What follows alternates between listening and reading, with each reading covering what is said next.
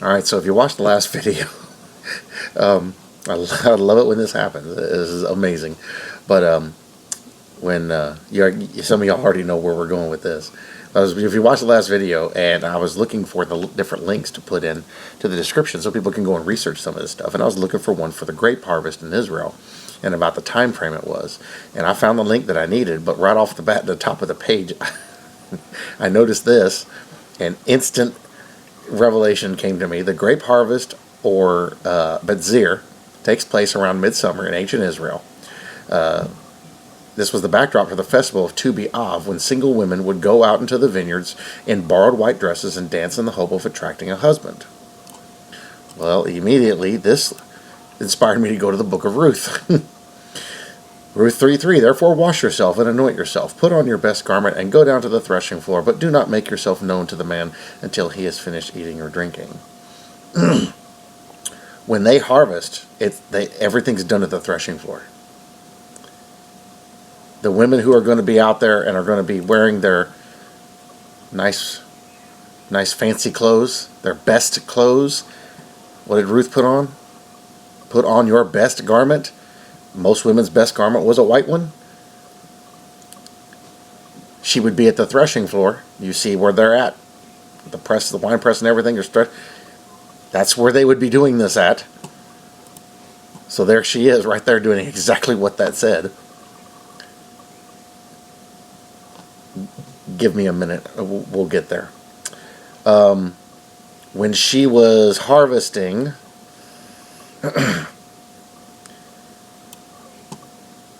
notice in verse 15 of Ruth 3, he measured 6 ephahs of barley. These 6 ephahs, you go down here to 4. No, wait, was it 4 or 2? It was 2, I think. Grain. No, maybe it was 4.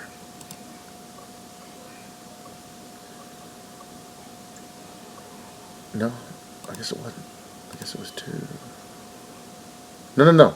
Oh yeah, here we go. So, these 6 ephahs, and he's talking about this money or this stuff that she's doing this gleaning. Come on now, where is it?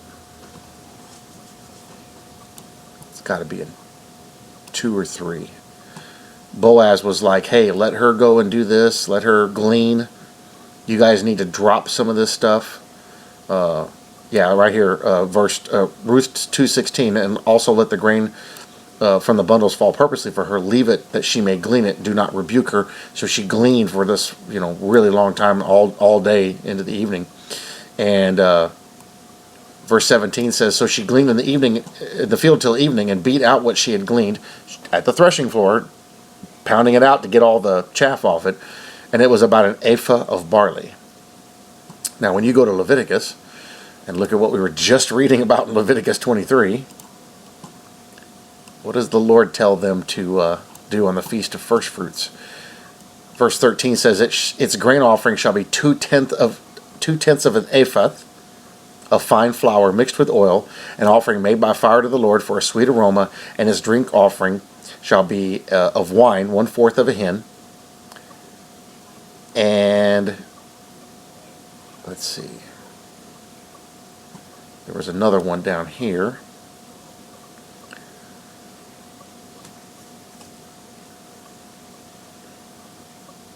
Here we go. Leviticus 23:17. You shall bring from your dwelling 2 wave loaves of 2/10 of an ephah. They shall be fine flour. They shall be baked with leaven. They are the first fruits to the Lord. Think about what he just said.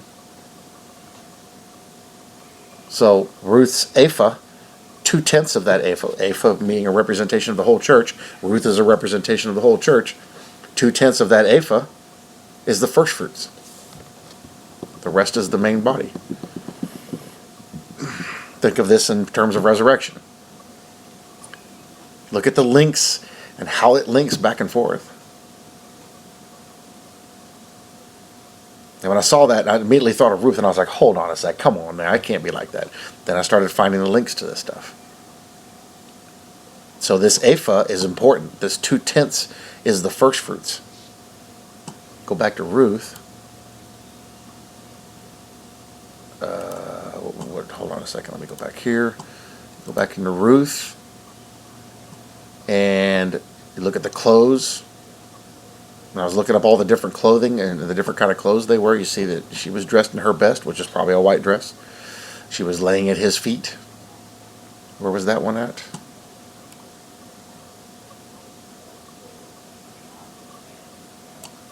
Yeah, Ruth 3:3. So, then it shall be, when he lies down, you shall notice the place where he lies, and you shall go in, uncover his feet, and lie down, and he will tell you what to do.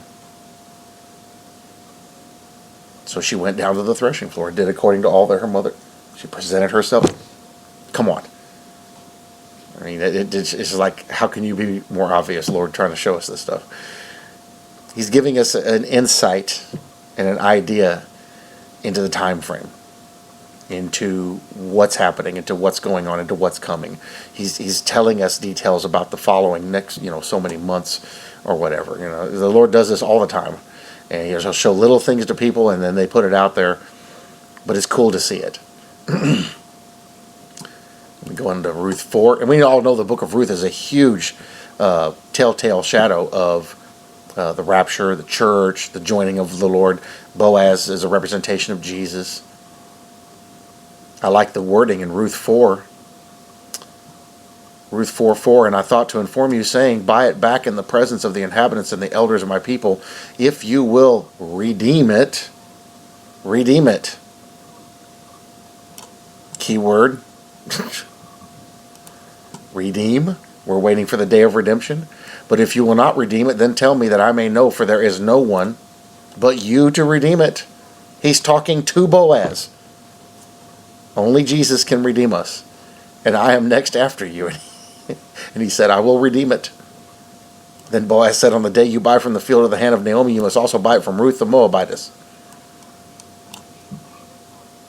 the wife of the dead, to perpetuate the name of the dead throughout his inheritance.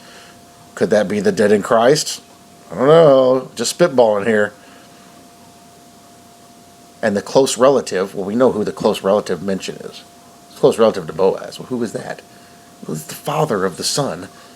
The close relative says, I cannot redeem it for myself, lest I ruin my own inheritance. Well, what's God's inheritance? Israel. So Jesus came to inherit us, to redeem us, so God can keep his inheritance. It's two separate things. We see that all over the Bible. You redeem my right of redemption for yourself, for I cannot redeem it.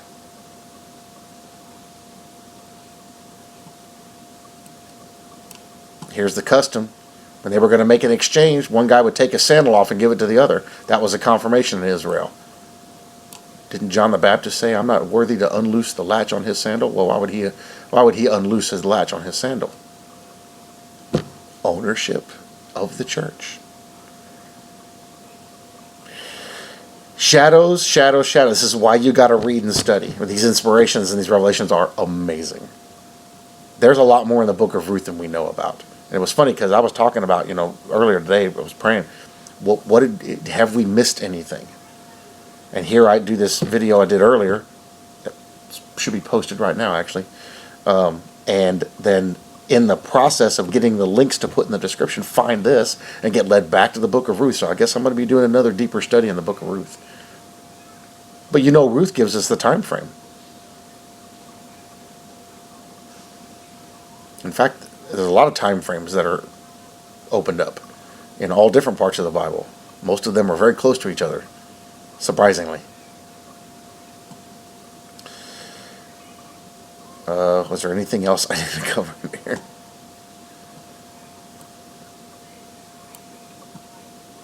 They're all witnesses of it.